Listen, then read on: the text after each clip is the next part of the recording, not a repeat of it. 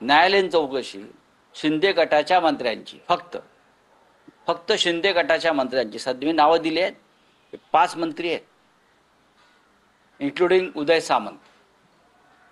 Sir काल मुख्यमंत्री आणि उपमुख्यमंत्री दोघांनी देखील पुढे मिसिंग लिंकची पाहणी केली. त्यावेळी त्यांनी एका गोष्टीचा पुनरुच्चार केला की 2.5 वर्षांच्या काळात ज्यावेळी उद्धव सरकारने त्यावेळी प्रत्येक प्रकल्पाला स्थगिती दिली, प्रत्येक प्रकल्प रोखण्यात आला.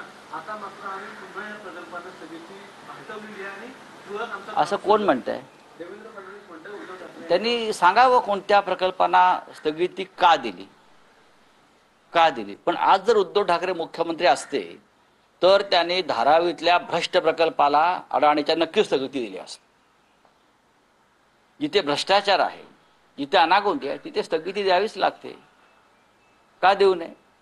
मी म्हणते आज जर उद्धव ठाकरे या राज्याचे मुख्यमंत्री असते तर धारावीच्या निमित्तानं मुंबईमध्ये जो भूखंडाचा घोटाळा सुरू आहे बरं का, त्या प्रकल्पाला नक्कीच आम्ही त्यांना स्थगिती द्यावी अशी मागणी केली असते आणि त्याने ती दिली असते.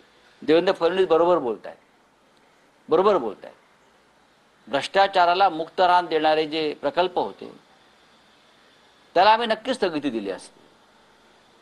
आता काय शक्तीपीठ रस्ता आहे त्यालाही स्थगिती दिली असते. हा रस्ता कशा करताय?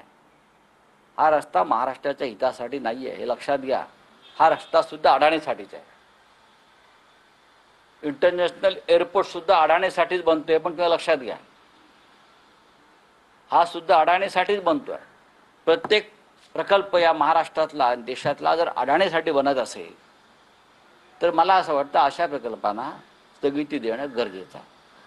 सर, मराठीचा मुद्दा आहे. ऍक्टर भोजपुरी ऍक्टर पवन कल्याण म्हणतोय की मुंबईमध्ये आलो तरी मी मराठी बोलणारच नाही, भोजपुरीचं बोलणार, तुला काय करायचं? येऊ द्या. हिंमत कशामुळे वाढते? येऊ द्या ना, आल्यावर बघू. आता बोलून कसं काय तुम्ही बोलतो? येऊ द्या. मुंबई आहे, महाराष्ट्र आहे, आम्ही कुठे जबरदस्ती करतो त्यांच्यावरती? आमची लढाई शालेय शिक्षणात, प्राथमिक शिक्षणातला जो हिंदीचा फोर्स केला जातो, दबाव टाकला जातो, त्या विरुद्ध आहे. हे भोजपुरींच्या डोक्यात काय आहे आमच्या मित्रांच्या गेलंय माहीत नाही. किंवा त्यांनी नीट अभ्यास केला पाहिजे. आंदोलन महाराष्ट्रात का चाललेलं आहे? तुमच्या भोजपुरी लोकांवरती तिकडे येऊन शाळेमध्ये मराठी लादली तर तुम्ही स्वीकारणार आहात का? गुजराती लादली तर स्वीकारणार आहात का? पंजाबी लादली तर स्वीकारणार आहात का? नाही ना. तसाच हा महाराष्ट्रातला लढाई, जरा समजून घ्या. चला. सर, मध्यपर्वाने जे वाटण्या निश्चित करण्यात येत आहेत, भरमसाठ त्याच्यामध्ये वाढ झालेली पाहायला मिळते. काही ठिकाणी तर एका दिवसात देखील मध्यपर्वाने असे देण्यात आलेले आहेत. महाराष्ट्रभरात सुंदर देशा, काय दगडांच्या देशा वगैरे आहे ना, ते त्या बेवड्यांच्या देशा करायचं चाललंय त्यांचं. बेवड्यांच्या देशा. ज्या पद्धतीनं मद्य परवान्यांचं वाटप झालेलं आहे, त्या भुमरेच्या घरात किती मद्याचे परवाने मिळाले ते चेक करा म्हणावं. चौकशी करा. फडणवीसांना म्हणा चौकशी करा. एकेका मंत्र्याच्या आणि सत्ताधारी आमदाराच्या घरात किती मद्य परवाने गेले ती यादी येईल आता, आणि कशा पद्धतीने गेल्यात.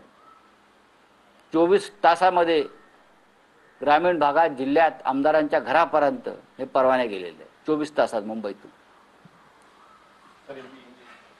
क्या है?